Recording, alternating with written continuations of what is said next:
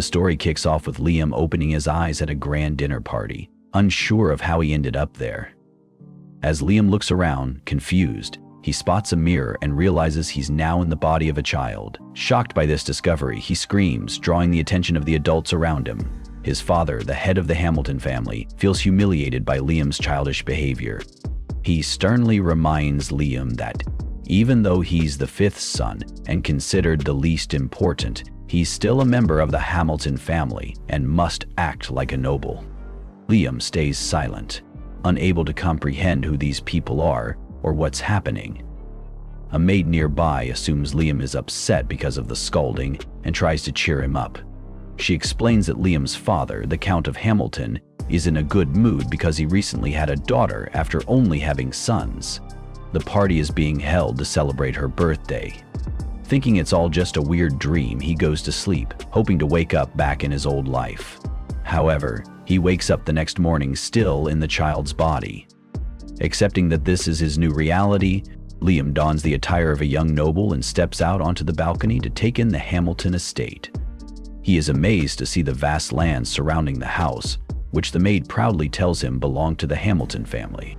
As Liam tries to process his situation, his older brother Bruno calls him for a discussion about their newborn sister. Bruno, the fourth son of the family, is just a year older than Liam but acts far more mature. He has already decided that their sister must grow up to be beautiful and marry into the royal family. He believes this is the only way to secure the Hamilton family's future.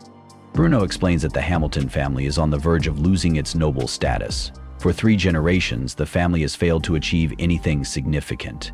Their father, the current head, is the 3rd generation leader, and when he retires, someone from the 4th generation will take over. Bruno is convinced they won't accomplish anything by then, so the family's survival depends on their sister's marriage to royalty. He advises Liam to start thinking about their family's future as well. Their conversation is interrupted when their tutor arrives to teach them the basics of magic. Hearing that he'll be learning magic, Liam can't contain his excitement and jumps from his seat, surprising Bruno. Bruno warns Liam not to get his hopes up too high, explaining that only 1 in 100 people have the natural talent for magic. Still, Liam is thrilled, as he never had the chance to learn magic in his previous life as a commoner. Determined to master magic, Liam pays close attention to the tutor. After class, he rushes to a maid and asks to be taken to the library. Once there, he starts searching for books on magic. Picking up a book titled Novice Fire Magic, Liam carefully follows the instructions to cast a spell. To his amazement, he successfully creates a small flame on his index finger. Liam's maid is amazed when he successfully casts a fire spell and congratulates him on his talent. Excited to learn more, Liam approaches his father, the Count, and requests access to grimoires, books of advanced magic from the library. Preoccupied with work and uninterested in his 5th son, the Count dismissively grants Liam permission to study whatever he wants outside the library. Wasting no time, Liam dives into his studies, gathering books and practicing magic. Within a month, he masters a new fire spell called Flame Cutter, even without using a grimoire. Proud of his progress, Liam demonstrates his achievement to his older brother Bruno, who is stunned that Liam learned such a spell on his own in just 1 month. Motivated to keep up, Bruno tries to find shortcuts in his own grimoire, but quickly realizes that Liam has an exceptional natural talent for magic. He advises Liam to continue honing his skills, suggesting that his abilities could bring fame and status to their family. However, Bruno worries Liam might overshadow the rest of the Hamiltons and asks if his goal is to become the next head of the family. Liam reassures him, explaining that he's only studying magic as a hobby and has no desire to compete for leadership. With his novice fire spells mastered, Liam sets his sights on learning novice ice spells. News of his progress reaches his father, who finally shows some interest in him. Skeptical, the Count asks Liam to demonstrate his magic. Liam freezes a book with ice magic, but his father is unimpressed, thinking it's too basic. To prove himself, Liam reveals that he mastered all novice fire spells in just 1 month. Hearing this, the Count's attitude shifts. He bursts into laughter, declaring that their family has finally been blessed. Encouraged, he tells Liam to keep learning and offers him access to more grimoires, if needed. For the first time, Liam feels supported by his father, which motivates him to improve further. Later, as Liam prepares to practice magic in the woods, the Count is informed of troubling news by a butler. Unaware of the situation, Liam heads to the forest and encounters a mysterious man in a white coat sitting under a tree. The man asks if Liam is one of the Hamilton sons. When Liam confirms, the man cryptically tells him to capture him, then dismisses it and changes the subject to magic. Intrigued by Liam's interest in novice magic, the man offers to teach him a more efficient method. He demonstrates by casting 5 spells at once, impressing Liam, who eagerly asks for lessons. Pleased by Liam's humility and lack of noble arrogance, the man agrees to teach him. The man shows Liam how to cast magic circles with both hands simultaneously. Liam quickly picks up the technique and progresses to attempting 3 magic circles at once. But he struggles to execute the spell due to insufficient magical power. Despite this, the man is highly impressed by Liam's talent. Then the man reveals that he can cast up to 16 spells at once. Regretting that he doesn't have more time to teach Liam, he gifts him a special ring. The ring, called a Magicpedia, is a magical artifact containing the knowledge of hundreds of grimoires, giving Liam access to a treasure trove of magical techniques. As Liam slips the mysterious ring onto his finger, a flood of magical spells flows into his mind, allowing him to learn and use them at will. He quickly masters a wind attack spell. However, just as he begins to grasp the ring's potential, the mysterious man disappears. Moments later, Liam's maid finds him and warns him about a suspicious intruder on the estate. She hands Liam a book on novice summoning magic from Mr. Hamilton, then heads back inside. To Liam's surprise, the man reappears, revealing he had merely hidden from the maid. The man explains he doesn't have much time left but wants to teach Liam one last spell. He asks Liam to pick a summoning spell from the book, and Liam selects a spell to summon a salamander, a low-level fire spirit. Following the man's guidance and using the ring, Liam successfully summons the salamander, but it's immediately absorbed into the ring. The man explains that the ring functions like an infinite grimoire, storing spells and techniques for future use. Understanding its value, Liam offers to return the ring, but the man brushes it off as nothing special, saying it merely saves the hassle of carrying heavy books. Liam continues experimenting with the summoning spells in the book, mastering them quickly. When he turns to thank the man, he finds him gone, leaving only a message on the ground. "Keep studying magic, and don't tell anyone about our meeting." Though their time together was brief, Liam considers the man his master and feels grateful for his teachings. A month passes and Liam combines his fire and summoning magic to create a functional furnace.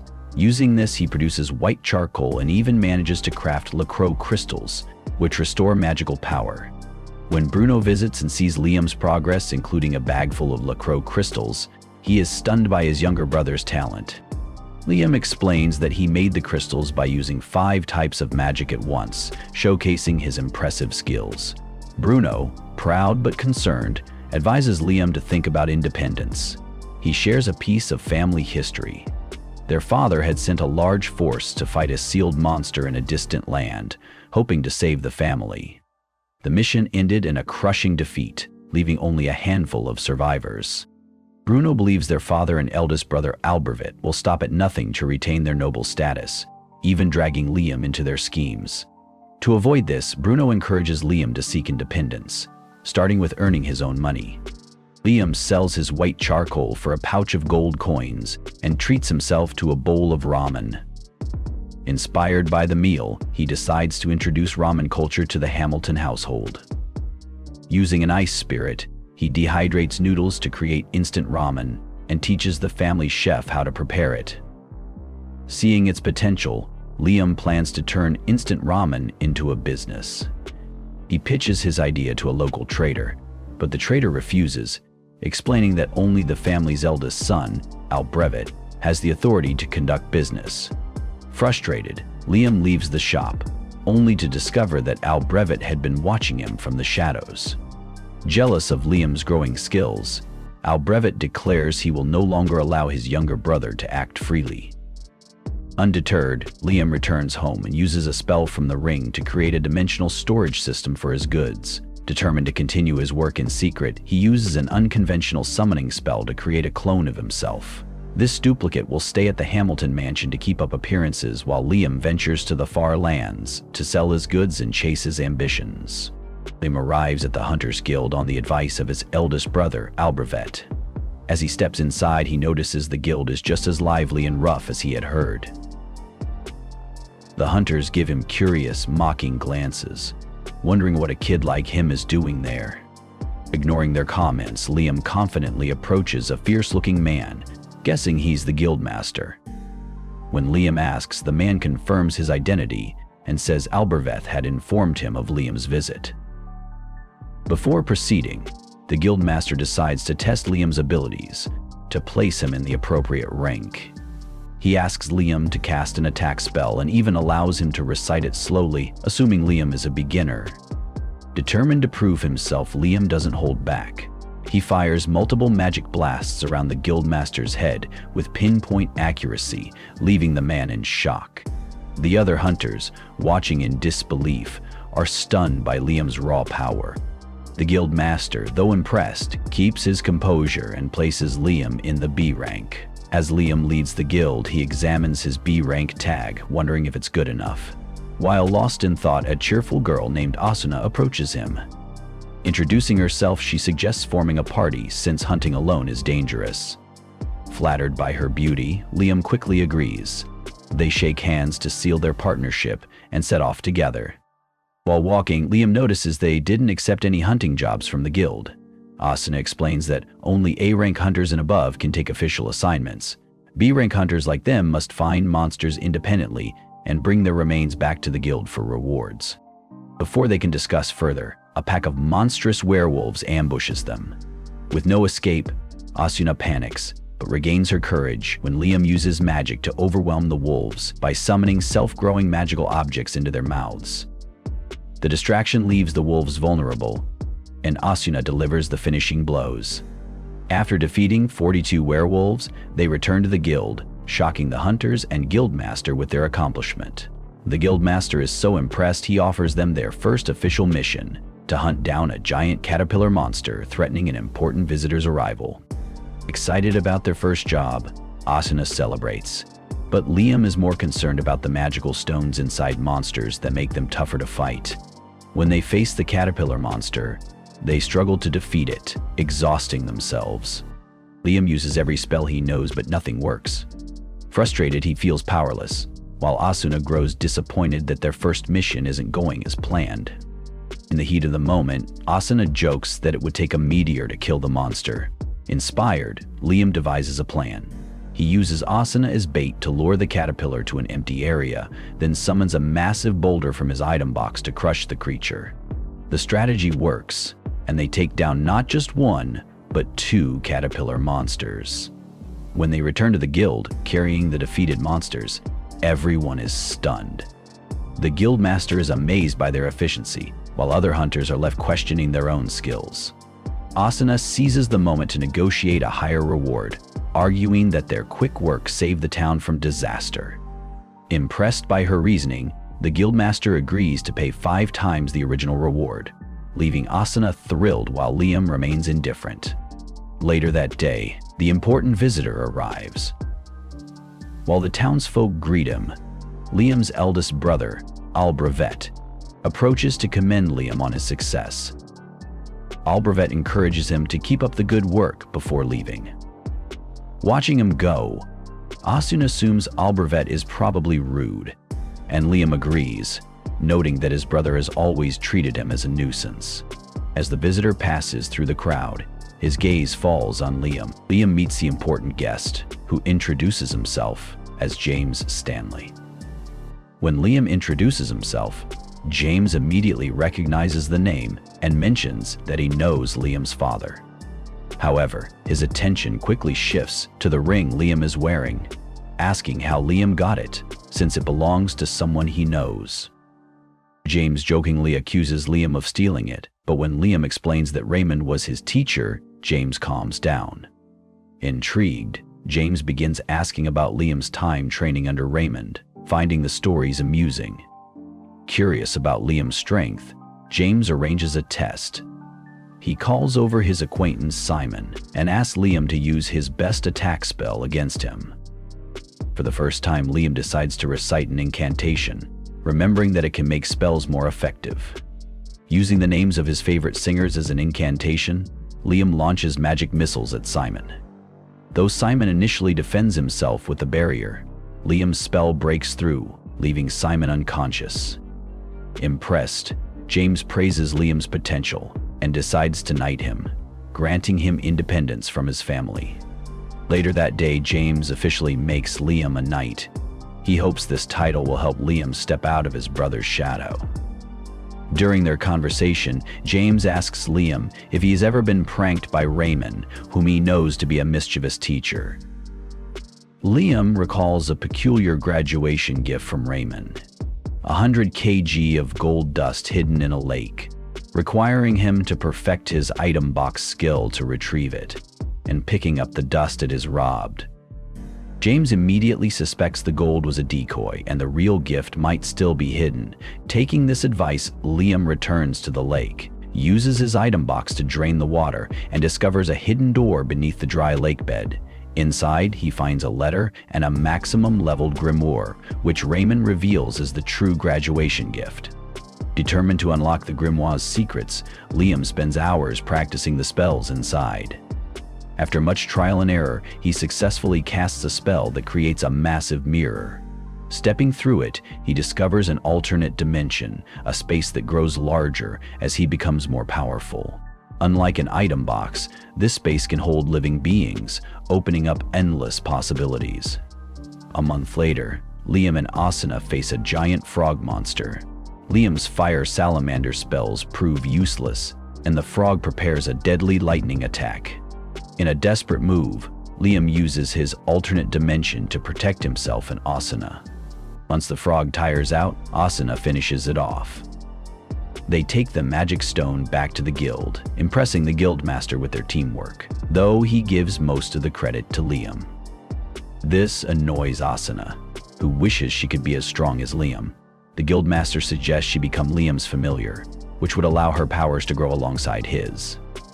Excited by the idea, Asuna agrees, even jokingly saying she wouldn't mind if Liam used the bond to boss her around. The guildmaster performs the ritual, and Asuna kisses the back of Liam's hand, sealing the contract. She instantly gains new powers, including incredible speed. Curious about the familiar contract's potential, Liam decides to test it on someone else. Asuna introduces him to Jody, who also becomes a familiar and gains healing abilities through cooking. Days later, James invites Liam to his mansion and informs him that Princess Scarlet is coming to town. He reveals that Liam's achievements have caught the princess's attention and she wishes to see his familiars demonstrate their abilities. Liam, however, refuses, saying it would be disrespectful to treat his friends as objects of spectacle. Unbeknownst to Liam, the princess has been disguised as a maid and overhears everything. She is confident that Liam wouldn't dare refuse her in person. If you've enjoyed this recap, let us know your thoughts on Liam's incredible journey and powers in the comments. Don't forget to like, subscribe, and stay tuned for the next episode. The next day, Liam is dropped off at Scarlet Sherry's mansion, realizing how important she is when he sees the army of guards stationed at her door. Inside the throne room, Scarlet skips pleasantries and immediately asks Liam how he managed to kill carnivorous caterpillars and a giant frog. Liam doesn't mind sharing and explains his methods. Scarlet is shocked and impressed. Someone defeating a giant frog without high-level magic is unheard of. She even checks with James Stanley, who confirms it's unusual since powerful magic is the go-to. Scarlet then changes the subject, asking to see Liam's familiars. Feeling the weight of her authority, Liam still declines, saying he won't put his companions on display for anyone. Scarlet's smile disappears and she questions his boldness. Liam holds his ground, and Scarlet, amused by his guts, laughs and rewards him with the title of Baron. Liam is confused, saying he hasn't done anything to deserve it. Scarlet brushes it off, saying entertaining her twice is enough, and it's better than marrying him off to her daughter. She also hands him a familiar contract grimoire, which makes Liam ridiculously happy. Scarlet is intrigued by how much he values the book over the noble title. Later, Liam examines his new grimoire and realizes he has a lot to master. If he doesn't keep the book close, his familiar contracts could dissolve.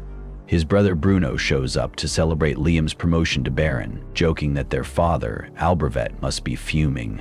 Liam's title is higher than their dad's now, making him more valuable in the eyes of the kingdom. Meanwhile, Albervet is annoyed, overhearing maids gossiping about Liam's accomplishments. He confronts them, asking who they think is better, him or Liam. Terrified, the maids tell him he's the best. Albervet storms off, determined to achieve something big, because if Liam can do it, surely he can too. The next morning, the kingdom's men are mesmerized by the beauty of Liam's familiars. Jody calls him master, but Liam insists on being called by his name. Despite his protests, Asuna points out that Liam acts very much like a master. Jody takes the opportunity to admit that being around Liam makes her heart race, leaving the men drooling over the familiars absolutely furious. Liam then asks Jody and Asuna if they're ready to form a team. They agree, sealing the deal with a handshake. Later in the forest, Jody hits a wolf with an arrow, while Asuna takes down another with her sword. Liam compliments Asuna's improved movements, making her smile. Jody notices her vision has improved dramatically, which is a huge advantage for an archer. Hearing this, Liam casts a development spell on Jody, further enhancing her sight. Asuna asks for a similar upgrade, but Liam explains that boosting her attack power would strain her body. Like punching something so hard you break your own bones. Vision upgrades, however, are fine. Asuna happily agrees, and Jody tests her enhanced eyesight by landing an incredible long-distance shot. The familiars praise Liam for his magic skills, giving him all the credit. By late afternoon, the trio heads back to the Hunters Guild, only to stumble upon a commotion. Asuna asks a nearby man what's going on, and he explains that Albervet, Liam's older brother, messed up big time. Another voice chimes in, shouting that Albervet broke the seal but failed miserably afterward. Liam remembers his brother's smug warning to wait and see, so he figures this disaster is partly his fault and bolts out of the guild to fix things. In the forest, chaos is everywhere. Injured soldiers are being dragged out, and Liam spots his brother looking battered. When Liam approaches to check on him, Albervet freaks out, screaming that he won't fail. But the guildmaster smacks him on the back and orders him removed, saying he's done tolerating this pointless sibling rivalry. Liam steps up, insisting he's responsible for the mess, but the guildmaster shuts him down, saying it's not his fault. Asuna asks what's causing the chaos, and the guildmaster drops the bombshell. The demon dragon Reborn was sealed nearby. Liam's great-grandfather sealed the beast, but now the seal's broken. To make matters worse, Raiden's little dragon babies are causing havoc. The adult dragon is still regaining its strength and won't be at full power for a few weeks, but they need to reseal it before it wakes up fully. Suddenly, 3 dragon hatchlings appear next to their father, wreaking even more havoc. Asuna scoffs, thinking these dog-sized dragons are no big deal, and charges at one. Big mistake. The baby dragon spits fire, instantly melting a tree and making Asuna retreat real quick. Liam tries his 7 magic missiles, but the dragons easily counter with their fire. Realizing they're outmatched, Jody yells for everyone to retreat. Liam tells Asuna to grab Jody and sprint out of there while he stays behind. He pulls out his item box, summons his broom wire, and starts chanting, "Amelia, Amelia, Claudia." A portal to another world appears, and Liam hurls the dragons inside. Exhausted but alive, he collapses to catch his breath. The guildmaster approaches, impressed that Liam managed to deal with the Raiden Juniors. Meanwhile, kingdom mages arrive to start resealing the big dragon. Asuna and Jody return and ask Liam about the spell he used. Liam explains it's called Another World, a super tricky enchantment that creates an alternate space where living creatures can be trapped. He admits it's not perfect yet. Anything he traps eventually disappears on its own. Asuna praises his clever thinking, calling it a genius move. Suddenly, a voice booms out of nowhere, calling Liam the tiny human with a great soul. Before he knows it, Liam finds himself face to face with the demon dragon Raiden. Raiden, unimpressed by human labels, asks Liam about the great soul thing. Liam tries to play it cool, calling himself an ordinary human, but Raiden isn't buying it. He points out that Liam's body and soul don't align, hinting that he knows Liam is an adult stuck in a kid's body. Liam panics internally, but Raiden casually reads his thoughts. The dragon admits he doesn't know why Liam is like this, but finds his life fascinating. Raiden promises not to harm Liam and offers his strength to help him grow, but only just enough to make sure Liam earns his power through his own efforts. Liam didn't think twice before accepting Raiden's offer. The dragon didn't seem hostile, so why not? Raiden announced he'd be borrowing Liam's soul for a while and entered his body. Immediately after, Asuna pointed out something odd on Liam's hand. A red mark had appeared. The guildmaster figured Liam had absorbed the demon dragon, and Liam could feel a crazy surge of power within himself. Naturally, Liam decided to test this newfound power. He fired some magic missiles into the air and, to his shock, 11 came out without him even chanting. That had never happened before. Intrigued, he tried again with a full incantation, and this time, 17 missiles appeared, all perfectly controlled. While Liam was geeking out over his magic upgrade, other mages around him started looking drained. Raiden chimed in from inside his head, telling Liam to chill out and contain his mana, as it was accidentally sapping the energy of nearby sorcerers. Asuna and Jody, however, seemed completely unaffected, possibly because they were connected to Liam as his familiars. The guildmaster, still wrapping his head around everything, thanked Liam for taking care of the demon dragon. Liam, ever the considerate guy, pulled out his item box and dumped 10 kilograms of gold dust on the ground, offering it as compensation for everyone's troubles. He made sure a big chunk of it went to those injured in the battle. The guildmaster joked that if Liam were the head of the Hamilton family instead of his brother Albervet, life would be so much better. Later that night, Liam's father Charles expressed his gratitude for cleaning up the mess Albervet had caused. When Liam asked about his brother's fate, Charles said Albervet would be confined at home for a while. Liam realized it could have been worse. His brother could have been expelled. Charles added that Lord James was still in town, and that word of Liam's success would soon spread across the nation. Liam would likely be rewarded. Despite the praise, Liam couldn't shake the guilt he felt over Albervet's actions. He stood outside his brother's room, wanting to say something, but not knowing what. Inside, Albervet was throwing a tantrum, screaming that the Hamilton family was ruined because Liam had defeated the demon dragon, a task that should have been his. Hearing this, Liam decided to leave, realizing that deep down, Albervet really did care about protecting their family name.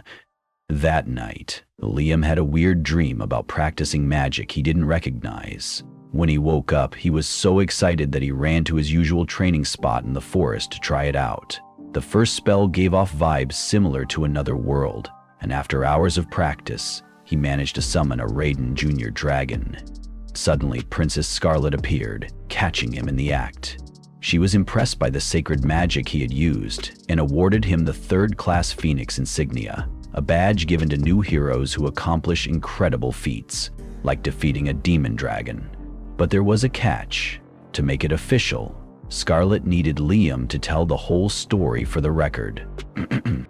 Liam recounted everything, but for some reason the princess told him to keep the story under wraps and not share it with anyone else. The next day, Liam received a hefty reward of 3,000 gold coins from Scarlet. He figured the princess wanted to buy his silence about the whole dragon ordeal. The next day, young Liam found himself in a tough spot when James Stanley strolled up and asked if he'd mastered the fine art of sacred magic. Scarlet had clearly paid him well to keep quiet, because he looked like a deer caught in headlights, struggling to come up with an answer.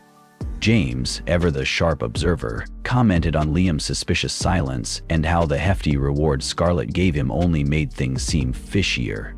Defeating that demon dragon had already turned Liam into a rising star, even earning him a spot among the nobility.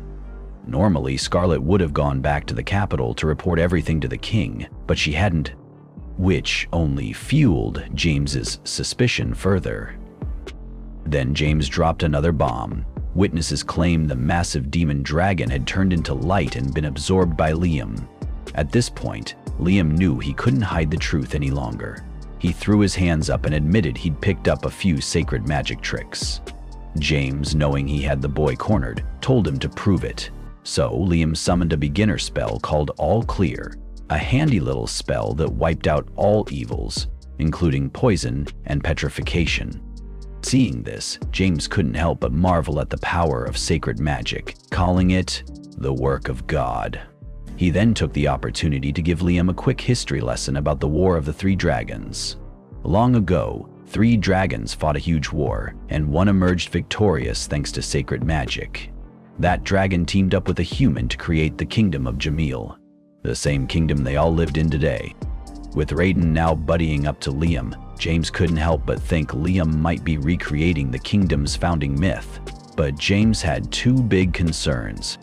First, Liam's friends in the Hamilton family got their noble title by claiming they'd sealed a demon dragon. If it turned out that this dragon wasn't a threat but actually the kingdom's founder, the Hamiltons could kiss their noble status goodbye. Second, if the dragon got angry about being falsely imprisoned, it might decide to torch the whole kingdom for fun. Liam, thinking back to something Raiden once said, assured James there was no need to worry. Raiden didn't care about the labels humans slapped on him and had no plans for revenge against humanity. In fact, Raiden seemed genuinely interested in Liam's life, which made James start to believe Liam could truly be the kingdom's savior. Later, Liam decided to practice activating slower spells, figuring they'd be useful someday. But when he returned to town, chaos erupted. His friends practically ambushed him at the guild, and adventurers swarmed him like he was a rock star. Jody proudly announced that she'd spread the word about his dragon-slaying heroics, which had people lining up to work with him. Asuna handed him a ridiculously long list of potential team members, warning that most of them just wanted to ride his coattails. Feeling overwhelmed, Liam headed home, only to find something even crazier waiting for him. Hundreds of marriage proposals. Bruno teased him about being late to the marriage game and even handed him a proposal from a relative of his fiance's family. Bruno couldn't help but ask what Liam had done to become this popular. Liam shrugged and said, "I just defeated a demon dragon." But Bruno wasn't buying it, insisting there had to be more to it. Liam started to suspect James's suspicions were right. People were doubting his story. Still, he couldn't help but marvel at how popular he'd become since taking on the role of a noble. Liam showed his friends a cool spell called Otherworld. He opened a portal to a house he had stored in his item box, which had been built by the city's carpenters. Asuna, impressed, asked if the house would disappear when he deactivated the spell.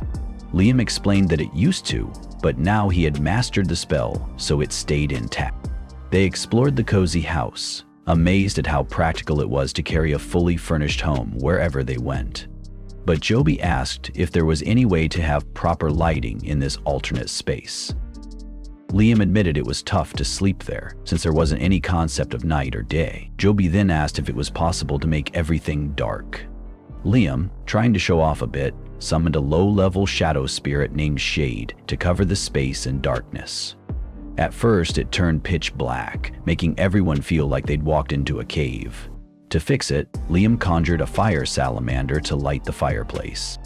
Joby asked if it could be brighter, but Shade, being a low-level spirit, wasn't exactly equipped for that. Asunu joked that it'd be nice if spirits could grow like humans, which gave Liam the idea to use a familiar contract spell on Shade. As soon as he cast the spell, Shade grew in size, gained a voice, and thanked Liam for giving him the chance to level up. Now a medium-level spirit, Shade adjusted the space's lighting, creating a perfectly balanced, natural darkness. Feeling grateful, Shade promised to serve Liam with absolute loyalty. Liam admitted he hadn't yet learned medium-level spirit summoning spells, but Shade, now smarter and sassier, pointed out that Liam's ancient artifact ring could store such spells. It just needed practice to master. Taking the advice, Liam got to work. He managed to store Shade in the ring and evolved his fire spirit, who proudly named himself Udfrit. Not stopping there, Liam went full overachiever and used the familiar spell to evolve spirits of water, earth, wind, light, and ice. Each one was upgraded and stored in his ring. Excited by his new powers, Liam decided to push his luck. The next day, Raiden sent him to the forest to check the dragon's resting area. Following the instructions, Liam summoned one of Raiden's offspring, a little dragon hatchling, which promptly distorted reality around them. Suddenly, the normal forest turned into a magical fairyland. Flowers bloomed everywhere, fairies fluttered around and then panicked the moment they spotted Liam. Liam quickly explained he wasn't there to cause trouble and used the hatchling as proof that he was sent by Raiden. The fairies, seeing the little dragon, finally calmed down. Liam added that Raiden himself had asked him to protect them, earning their trust. Apparently, fairy wings were highly sought after for crafting magical artifacts, which made fairies easy targets. Without Raiden's protective barrier, they would have been wiped out ages ago. Now it was Liam's job to keep them safe. He decided to use a spell to solidify their protection, and Raiden chimed in, suggesting Liam name the fairies during the process. Naming, according to Raiden, was like a magical cheat code. By naming one fairy Reyna, Liam not only made her his familiar but also evolved her into an elf. Raiden explained that naming during a contract amplified the magic, producing a stronger result. Taking the hint, Liam named all the fairies, evolving them into elves, who started calling him Lord Messenger. Reyna, now in charge, asked what they should do as his familiars. Liam, thinking on his feet, suggested they build a village to live in, appointing her as the village chief. The elves got to work, though their attempts at construction were, let's just say, not great. As Liam checked on their progress, he sensed mana coming from deeper in the forest. Following it, he found a glowing fruit on a tree. Reyna explained it was fairy nectar, a super concentrated form of mana that the fairies had gathered. Reyna encouraged Liam to eat it, and when he did, his mana was fully restored. Testing it out, Liam summoned 19 magic missiles, way above his previous limit. The next day, he returned to the village to check on the elves. Reyna greeted him as Lord Messenger again, but Liam, not into fancy titles, told her to just call him Liam. The elves, trying their best, had built some houses, but the results were hilariously bad. Because, surprise, none of them were carpenters. As they laughed at the lopsided homes, they heard a scream. An elf was being attacked by bandits looking to plunder whatever was left after the demon dragon's defeat. Liam rushed in, blasting one thug with magic missiles and doubling the output when more came at him. The bandits didn't stand a chance.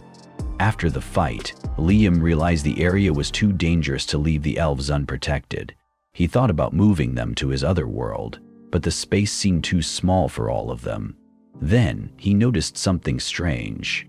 The other world had grown larger, likely thanks to the fairy nectar he'd eaten. Using his upgraded spell, Liam teleported the elves to the expanded otherworld, where they'd be safe from bandits. Overwhelmed by his kindness, the elves knelt before him and asked him to become their king. Liam explained he couldn't become king for several reasons, but he agreed to help the elves and make sure they were taken care of. Already feeling the weight of responsibility, he started thinking about where they could live. A few days later, he whipped up an extra-large pot of pasta to feed everyone while practicing a new high-level holy spell Raiden had taught him. The problem? He'd been at it for 4 days and still couldn't get the spell to work. But Liam was nothing if not persistent, and eventually he pulled it off. Raiden, impressed with his determination, explained that all Liam needed to do now was imagine his destination. Liam confirmed his spell's accuracy by teleporting a copy of himself to the location. Then he got bold and teleported the entire elf group 100 kilometers away to a place called the Sealed Lands. When they arrived, Raiden told Liam to raise his hand with the crest, which broke the illusion seal. Suddenly, a stunning field appeared, perfect for founding a new nation with the elves. Before starting anything grand, though, they needed water. Liam summoned Windine, the water spirit, and used a familiar contract to evolve her powers.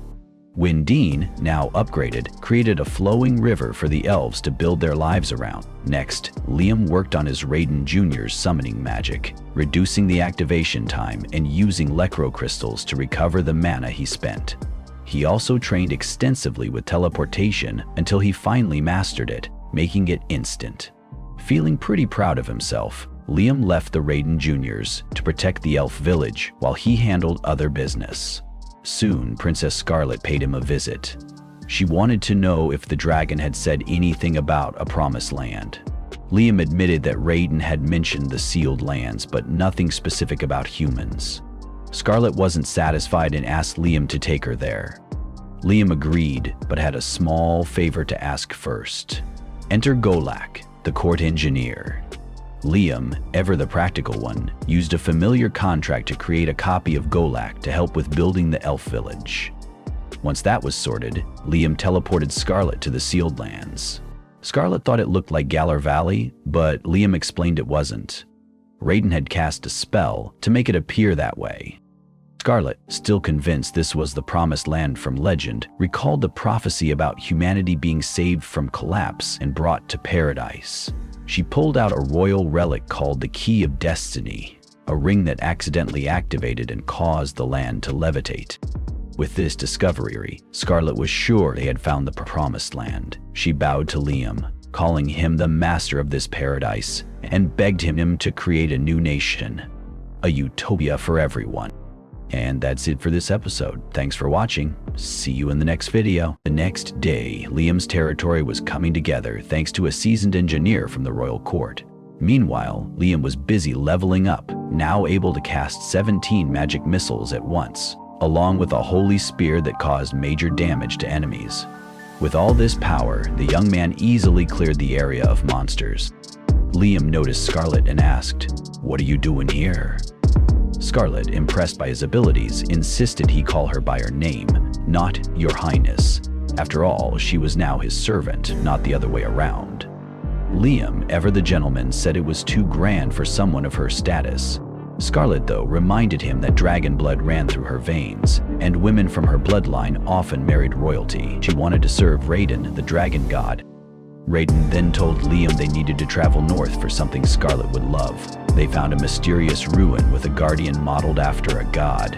Raiden explained that humans had to defeat it. Liam asked how, and Raiden said the secret was in the ancient language written on the guardian's head. If Liam erased one letter, the inscription would change to Obey.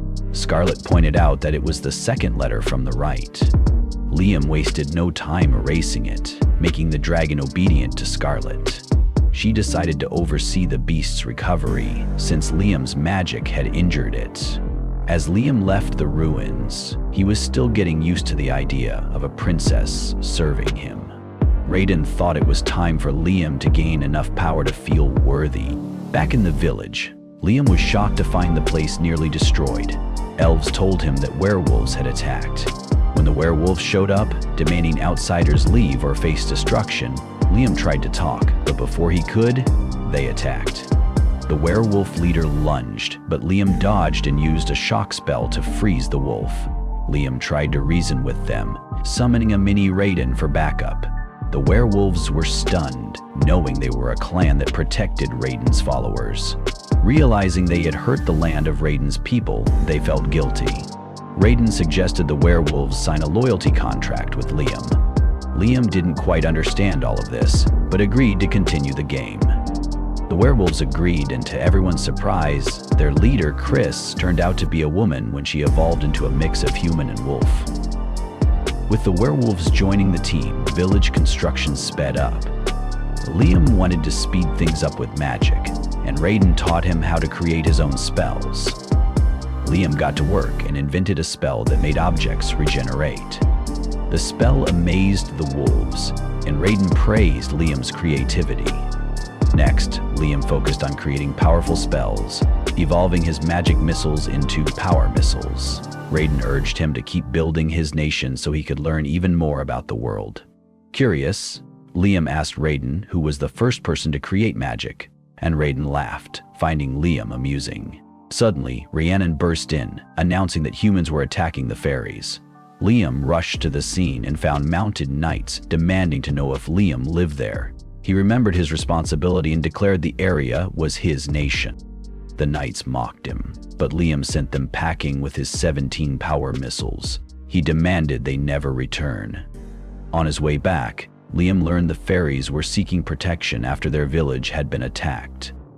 So, Liam made contracts with the fairies, getting a lot of new help for his village. Back at his home, Scarlet identified the helmet of a knight Liam had defeated. It belonged to the Duchy of Palta, one of the bordering regions. This could mean more soldiers would come from there. Scarlet insisted they needed a nation with land, population, and power. Liam already had land and a growing population, but power was still something to work on. Chris promised to protect the territory, while Scarlett told Liam to keep driving away invaders. It was better to be on their side than their enemy. However, just after this meeting, something unexpected happened that turned everything upside down. So, Marcus from Jamil, a noble guy named Leonardo Berkeley, rolls in with some big news. The king, Lorenzo Toussaint, wants to make an alliance with Liam, and if Liam agrees, the king's offering up Princess Scarlett as his bride. Liam's not exactly sure how to react, so he quickly whips up a telepathy spell and checks with Scarlett. He tells her not to freak out, but he wants her opinion on this whole marriage proposal thing. Scarlett, one, says, why not? Even if their intentions aren't pure, just marrying her would give them a solid 6 months to figure things out. Liam agrees, but asks for a year to build up his nation and prove to the king of Jamil that he's making the right call. Leonardo heads off to let the king know, and Liam's next move is a bit wild. He teleports to Scarlett's mansion in the royal capital, which, according to him, is even fancier than Hamilton's. He had asked Scarlett to bring his illusion there first, and the illusion does its job, bringing the real Liam along and disappearing once he's safely inside. Scarlett arrives and wonders if the Liam before her is the real deal. After some confirmation, she welcomes him. As they approach the entrance, Liam picks up on a faint presence. It's Raiden, or rather, a trace of his power. He asks if anything here could date back to the time of the dragon god. Scarlett leads him to a chapel dedicated to Raiden, where there's a statue that's been passed down through her family. Raiden then speaks up and asks Liam to cast the all-clear spell on the statue. Liam does, and the statue suddenly turns into light, entering Scarlett's body, giving her the power to summon a holy spear. However, the magic takes a toll, and she collapses, utterly drained. Raiden explains that what she's just experienced is a magical armor he created, a super powerful suit that can let humans wield the dragon god's power. This one's called the Golden Armor, and it's the most powerful of the 3 armors Raiden made. Too bad the other 2 were lost in the war. Liam, not satisfied with just hearing about it, wants to know how to make one. Raiden tells him they need high mithril, and luckily for Liam, Scarlett has some on hand. They get to work, and soon they create a new armor. Scarlett has to form a contract with the statue by spilling some of her blood on it, and when she does, the magic armor envelops her. Now feeling a lot stronger, Scarlett tests out her new powers by launching a holy arrow, which totally wrecks some trees. Raiden explains that high-level magical artifacts are like living creatures, similar to demon swords and fairy blades. Intrigued, Liam decides to create a familiar contract with the armor, naming it Ares, the war commander. Now feeling even more powerful, Scarlett decides to throw a holy spear in the yard, and yep, more trees are obliterated. Raiden mentions that during the 3 Dragons War he had made a similar artifact, the Guardian Raiden, but never thought to make it a familiar. Liam's like, hey, can I try something with the Guardian? Raiden agrees, so Liam heads to the statue, does a little blood ritual, and bam, he seals the deal with the Guardian and equips it as armor. The result? Liam is absolutely overflowing with power, summoning 37 magical projectiles at once. However, the armor burns through all his mana and reverts back to being a statue. Raiden shares that Liam is the 3rd person to survive donning this armor, and the 1st to cast a spell while wearing it. Seeing Liam's potential, Raiden's pretty convinced that, with this kid's abilities, the entire world could soon be his to control. That's it for this episode. Thanks for watching. Liam told the princess he'd be heading back to the village while she stayed in the royal capital to keep an eye on things in the Promised Land. With a flick of his magic, he teleported himself home and sent Scarlett back to the capital in the same way. Because hey, magic makes travel a breeze. Back in the village, the people were working hard, but still had smiles on their faces. The first phase of construction was complete, which was great news. But Reina, the ever-helpful fairy, had more updates. There were trolls nearby. Big, 3-meter-tall mountains of muscle. Some trolls were peaceful, but these ones? Not so much. And with humans moving closer, a fight seemed inevitable. Reina suggested recruiting them for the upcoming war, and Liam, always up for a challenge, asked where to find them.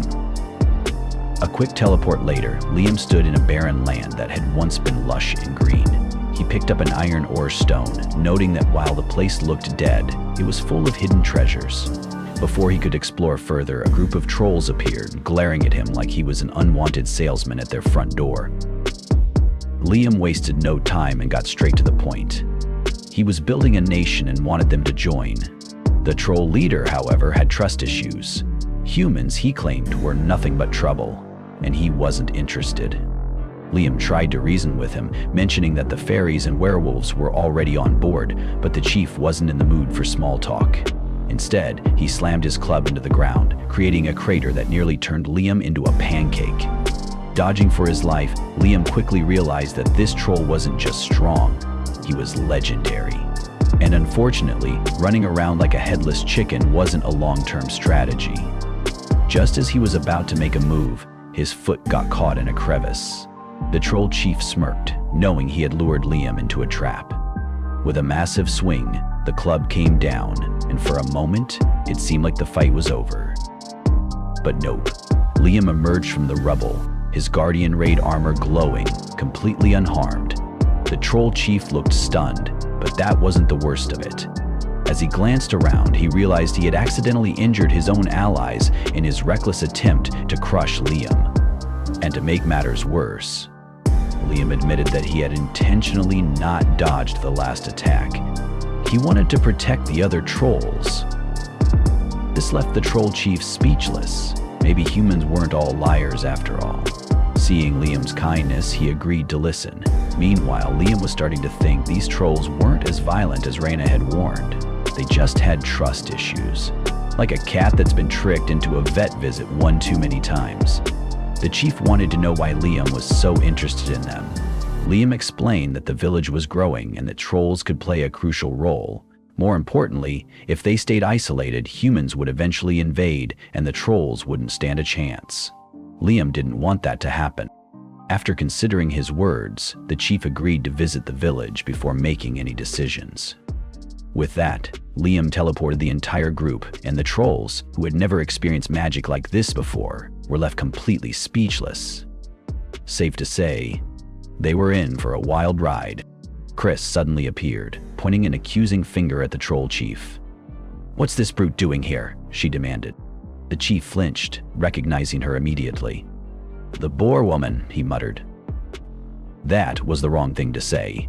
Chris's face turned red, not from embarrassment, but pure rage. "I told you to stop calling me that," she roared. Then, with the grace of a warrior and the fury of a woman scorned, she launched a flying kick straight into the troll's chest, knocking him flat on his back. Liam, blinking at the unexpected takedown, asked, what exactly is your history with him?" Cree folded her arms. "Beats me. Ever since I met this guy, we've just been fighting non-stop. It's like a bad romance, minus the romance." Liam raised an eyebrow. "So? How many times have you fought?"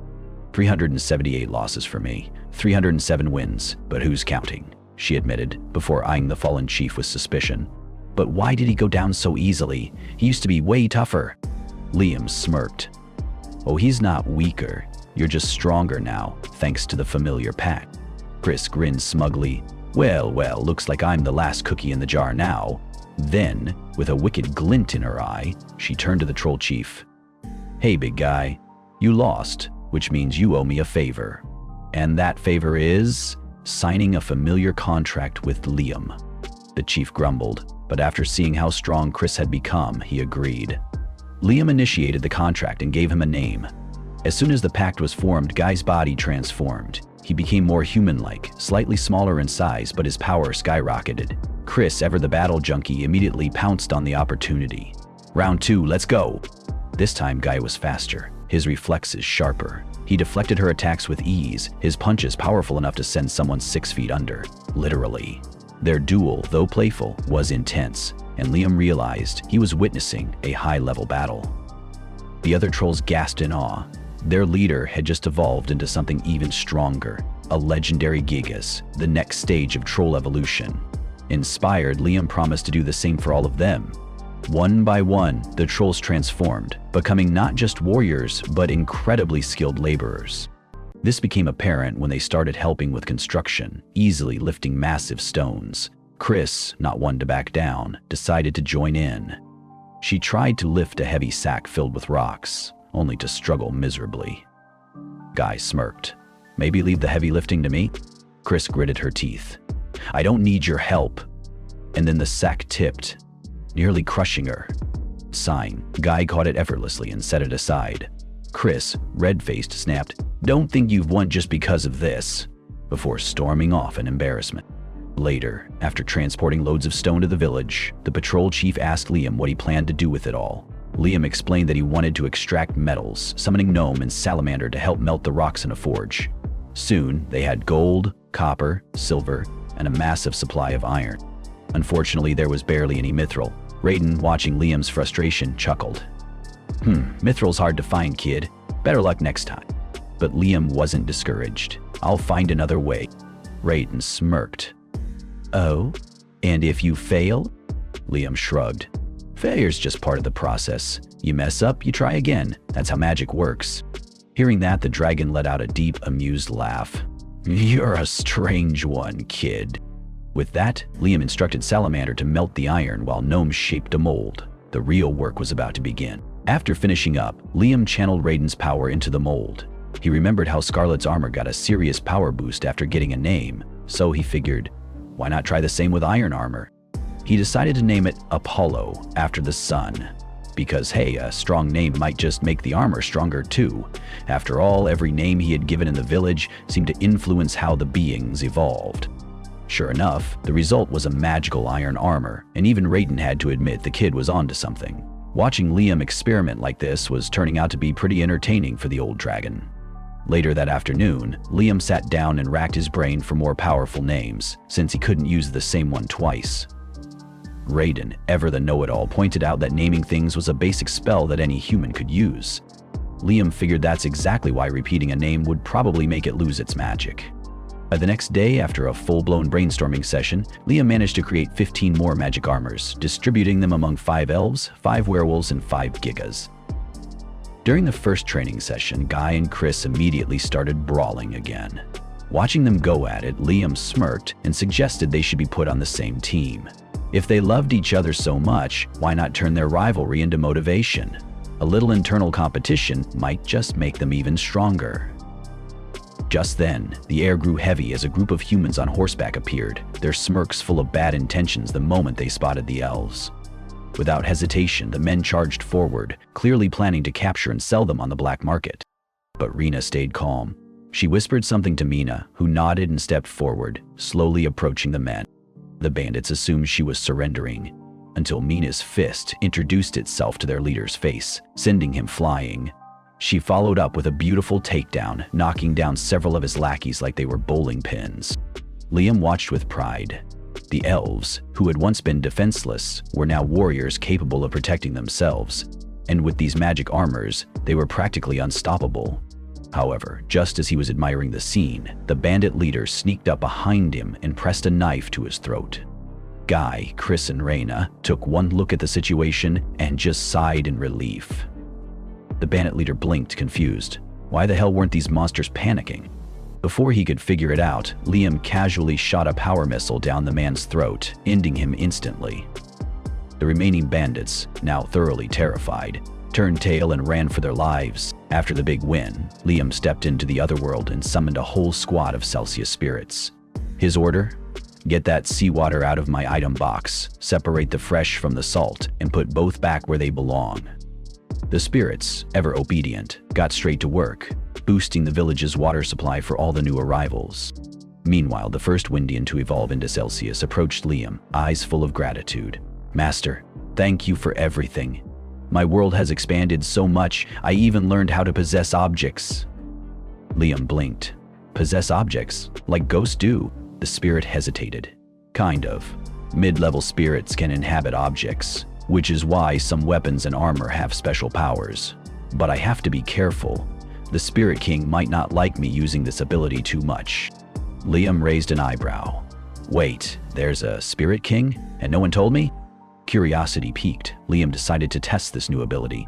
He made a pact with the spirit, giving her a new name, Zilla Zero. Then he crafted a fresh suit of armor and had Zero possess it. The result?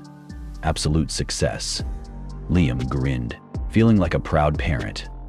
But he wasn't about to stop there. He quickly handed out spirit power armor to his top allies, his excitement growing as he watched them unlock powerful magic abilities. Chris and Rena, still getting used to the energy drain, flopped onto the ground, panting. "Okay, this is amazing, but damn, it's exhausting," Chris groaned. Guide, despite also feeling the strain, stood tall. "No matter how hard it is, I'll use this power to protect our people." Chris and Rena exchanged glances before nodding. "Yeah, same here." Watching them, Liam's mind raced. If he could mass-produce these spirit-infused armors, he'd create an army strong enough to protect the entire nation. But Raiden crossed his arms, looking unimpressed. "You're thinking too small, kid. If a few of these armors make your allies this strong, imagine what would happen if a whole army of superior species wore them. They'd have the power to crush entire nations." Liam scratched his chin. "And that's a bad thing?" Raiden smirked. "Depends on whose hands they fall into." Liam gulped. "Yeah." The next day, Asuna and Jody were already frustrated because Liam had gone off without telling them where he was headed. He was about to explain, but Asuna let it go under one condition. He had to hand over the money. Liam was confused until Jody reminded him that it was the cash they had asked him to keep safe. The day before, Liam had taken them to a treasure chest overflowing with gold, explaining that they were paid to keep quiet about Raiden. Asumet admitted she would have stayed silent even without payment, while Jody pointed out that their contract with Liam meant they would follow his decisions regardless. Liam tried to clarify, but he decided there was no point in arguing. Instead, he showed them their share. Shocked by the sheer amount, they asked him to hold on to it, since carrying that much money around would be risky. Back in the present, Liam asked what they planned to spend their share on. The two exchanged knowing grins before heading into a store. A while later, they returned with a grimoire, the only ownerless one in town. They figured Liam might be interested, and they were right.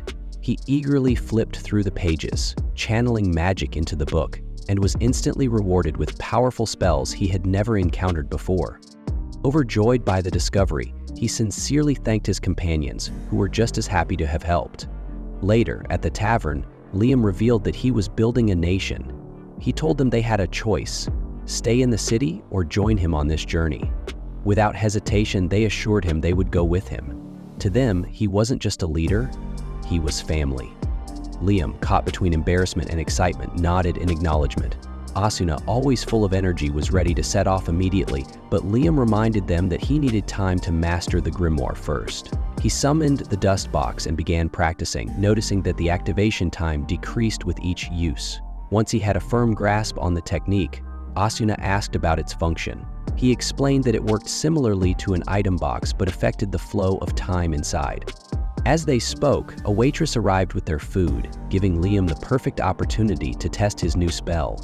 He placed a piece of fish inside the dust box and waited a minute. When he retrieved it, the once fresh meal had completely rotted, filling the air with an unbearable stench. The girls recoiled, realizing that the box rapidly aged whatever was placed inside.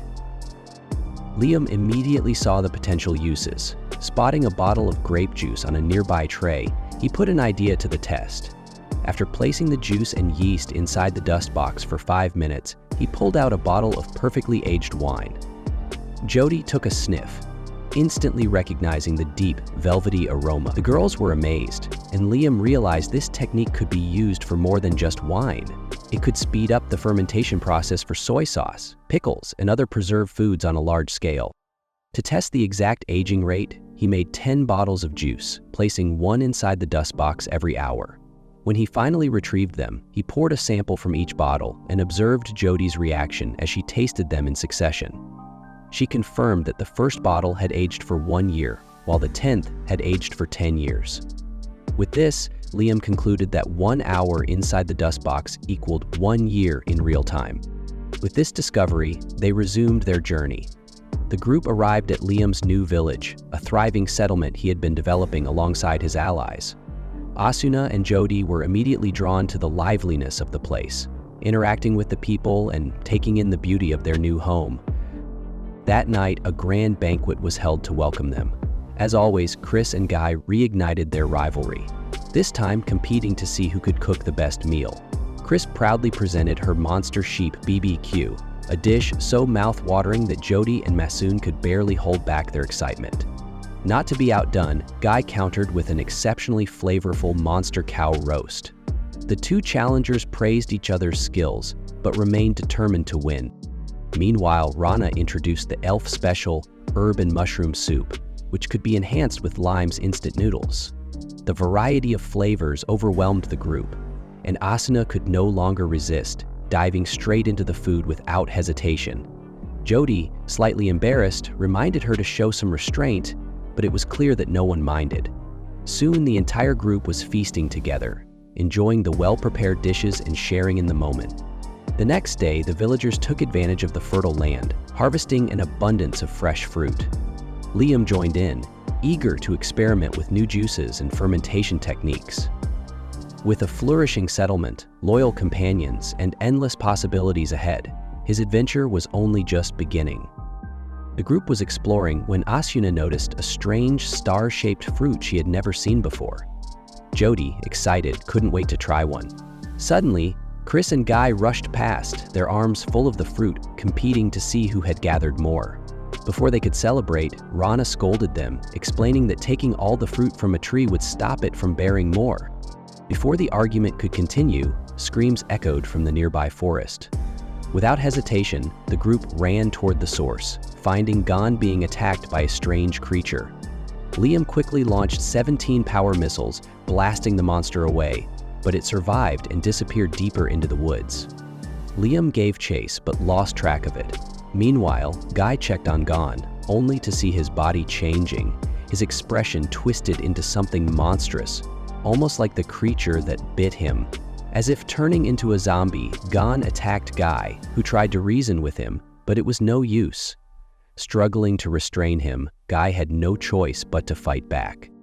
Liam stepped in, casting a total purification spell that healed Gon's wound and put him to sleep instantly. Jody suspected it was a vampire infection, something usually incurable, but since Liam had healed him, she was in awe of his power. However, Chris and Guy disagreed, arguing that vampires disintegrated in sunlight. Jody suggested it might be a mutant Dracula, a rare vampire so strong that its underlings could resist the sun. If true, that meant they were facing a major threat. Liam ordered everyone to gather more information. Hours later, a werewolf scout rushed back to the village with urgent news. A horde of 10,000 vampires was spotted just 10 kilometers north. The village's soldiers were vastly outnumbered, and even worse, orcs and goblins had joined the vampire army. Jody was now certain that Dracula was leading them.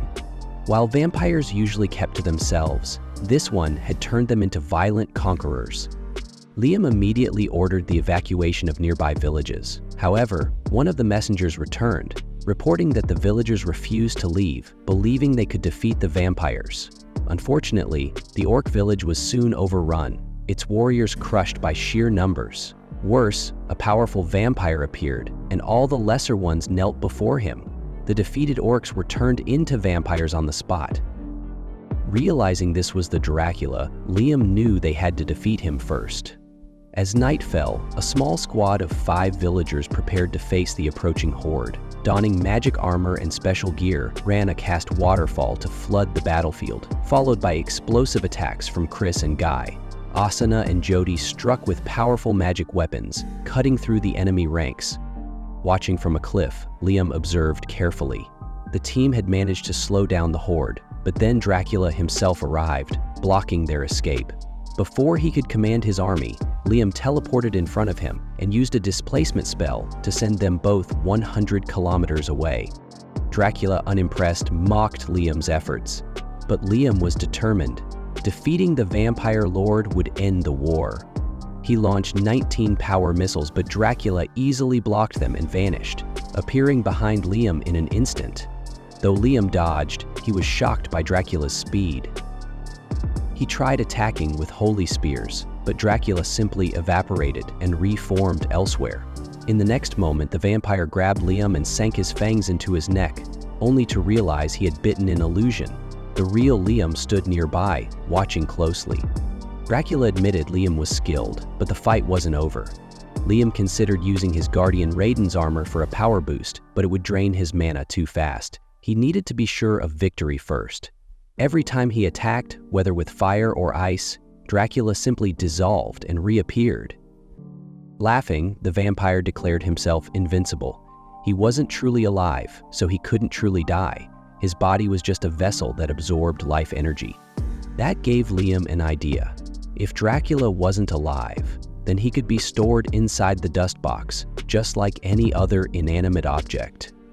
Acting quickly, Liam trapped him inside. 10 hours later, equivalent to 10 years inside the dust box, Dracula had entered a state of suspended animation. With no life inside the box, he could do nothing. Liam smiled, realizing he had won. Raiden, watching from afar, laughed at Liam's unconventional strategy. Liam just shrugged. Sometimes, using your head is better than throwing 1,000 fireballs. After taking down the enemy leader, Liam returns to his familiars and asks what happened to Dracula's followers. They explain that the monsters have been acting strangely, almost as if they're in a daze, but they don't know why. Curious, Liam walks up to one of them and easily breaks its tooth. Joby mentions that some monsters naturally lose their teeth, so they need to confirm whether Liam really defeated the master vampire. It turns out that these creatures have broken free from Dracula's control, and they actually look healthier because of it. Liam decides to leave it for now and focus on more pressing matters. However, just as he shifts his attention, the newly freed creatures are suddenly consumed by a strange force. Raiden explains that Dracula's mana was controlling their bodies, and now that he's gone, they'll disappear unless something is done. Thinking quickly, Liam remembers using the Clean Sweep spell on Gon, a sacred magic that heals all ailments. He casts it on the first monster, and it immediately stops burning. Encouraged, he uses it again and again, freeing each creature from the blue flames surrounding them. But before he can relax, all the monsters suddenly revert to their suffering state, leaving him horrified. Raiden reminds Liam of their earlier conversation. Sometimes, using one large spell is better than casting the same magic over and over. Keeping this in mind, Liam summons Guardian Raiden, equips his magical armor, and transforms Clean Sweep into an area spell. With one powerful move, he finally purges Dracula's mana from every creature. With their curse lifted, the humans and demi-humans who were turned into monsters return to their original forms. Exhausted from the battle, Liam faints. When he wakes up an hour later, Asuna is there and he asks about the others who were affected by Dracula's mana. His familiars show him the saved beings, all of whom are relieved and happy. They also tell him that during the purification, he was glowing with light and even regenerated those who were about to vanish. At that moment, Chris rushes in, worried about his master. Liam assures him that he's fine, he just used too much mana. Rina soon arrives as well, and Liam gives an order to gather the remaining vampires. Not the ones who were forcibly turned, but those who were vampires from the start. His officers obey, and when they return, Liam is shocked to see only a handful of them left out of the original 1,0,0,0,0, who had been preparing for war. One vampire steps forward, asking Liam to spare the others and take out his anger on him instead. But Liam clarifies that he doesn't intend to kill anyone. He understands that they were under Dracula's control and wants to give them a new option. He offers them a place in the village he's building, but with two conditions. First, they must follow his commands, and second, they must not create internal conflicts. Other than that, they are free to live as they please. The vampires, surprised by the offer, eagerly accept. However, there's one problem. Without Dracula's power, they can no longer withstand sunlight. To fix this, Liam modifies the familiar contract spell, creating a new version called High Familiar. This new spell allows the vampires to exist under the sun without turning to ash. Their leader is given the name Alucard and evolves into a noble vampire, immune to sunlight. 4 days after the battle, Liam returns to Dracula's former location only to find that after 100 hours, the vampire lord has completely vanished. Meanwhile, in a distant mansion, Marcus Leonardo Berkeley receives news that Dracula was defeated by a single human. Unlike his subordinate who is panicking, Berkeley remains calm. The real concern isn't Dracula's fall, it's the boy who defeated him. The images captured from the battle didn't reveal exactly how Liam won, but Berkeley is convinced that this young baron is a monster in human skin. Not only can he cast high-level spells effortlessly, but he also wields the power of a dragon. He orders his subordinate to continue gathering information on Liam Hamilton, stating that the land can be conquered later. Alone, Berkeley muses that in every critical period of history, a powerful individual appears, but he can't tell if Liam is a hero or a future tyrant. The next day, Liam is completely drained and takes a break by lying in the village grass. He just signed a contract with 1,0,0,0 former monsters, which means he had to come up with names for all of them, an exhausting task in itself. As he rests, Slalin and Slip-On, two slimes he made into familiars, proudly show him a doll they crafted in his image. Looking around, Liam sees the rapid progress in the village. Structures are being built, and every race is contributing in its own way. The elves, who have improved their construction skills, are leading the building projects. Guy and the giants are responsible for defense, while the werewolves use their hunting skills to provide food. Everything seems to be running smoothly, until Guy warns him that a group of humans is approaching the village. They claim to be merchants from Quistador and request an audience with the village's king. Liam insists that he is not a king, which confuses Guy, since, to him, Liam is clearly the ruler of this land. To prove his point, Guy turns to the villagers and asks if anyone disagrees that Liam should be their king. Without hesitation, every single one of them cheers in agreement. Then, as if to make it official, Raiden suddenly appears from the sky and declares Liam as the absolute leader of this land. Liam is left speechless, realizing that this responsibility has now been placed on his shoulders. A few hours later, Liam meets with Scarlet, who had been investigating the Gemel Kingdom. Though she didn't find any major revelations, she is certain that the king and his ministers are hiding something. They won't give up on this land easily, but the real mystery? She still doesn't know why. Liam turns to Raiden and asks if he knows anything, but the dragon stays silent. That's when it hits Liam. Whatever's going on must have something to do with humans. Scarlet suggests it might be so trivial that the dragon god doesn't even care, but Liam figures that just knowing the Gemel Kingdom won't give up the land easily is enough for now. He then asks Scarlet if she'll join him, but she wants to keep investigating a bit longer.